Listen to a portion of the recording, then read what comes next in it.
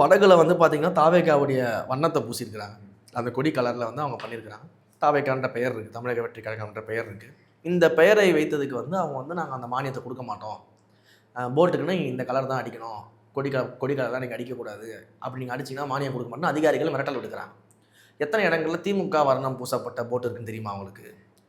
எத்தனை இடங்கள்ல வந்து மாற்று வண்ணங்கள் இருக்கக்கூடிய போட் இருக்குன்னு அவங்களுக்கு தெரியுமா? எத்தனை இடங்கள்ல வந்து திமுகவோட கொடி பறக்கிற போட்டுகள் இருக்கு. மற்ற கட்சிகளுடைய வண்ணம் பூசப்பட்ட அந்த கொடிகள் இருக்கக்கூடிய போட்கள் அரசியல் நாட்டங்கள் அவங்க தனிப்பட்ட உரிமை தானே மக்களோடது. ஸோ நீங்கள் வந்து பாதுகாப்பு ரீசன்ஸு 1008 சொன்னாலுமே இந்த படகுகள்லாம் எப்படி இயங்குது? அதுக்கெல்லாம் நீங்கள் எப்படி மானியம் கொடுக்குறீங்க? அதுக்கெல்லாம் அதிகாரிகள் வாய் திறக்கல. எங்கள் கொடி கலரை பார்த்தா மட்டும் உங்களுக்கு ஏன் பயம் வருது? ஏங்க கொடி கலரை பார்த்தா கூட உங்களுக்கு பயம் வரும். எல்லாத்துக்கும் பயப்படுறாங்க. கொடி கலரை பார்த்தா பயப்படுறாங்க. பயிலகத்தை வந்து இடிக்கிறாங்க. விலையில்லா விருந்தகம் நடத்தக்கூடாதுன்னு தடுக்கிறாங்க. போராட்டம் பண்ணக்கூடாதுன்றாங்க. கொடி ஏற்றக்கூடாதுன்றாங்க. பேனர் வைக்கக்கூடாதுன்றாங்க. எங்கள் தலைவர் படத்தை போட்டு போஸ்டர் ஒட்டக்கூடாதுன்றாங்க. இவ்வளவு வாங்க பயப்படுறீங்க 75 கால ஆச்சு.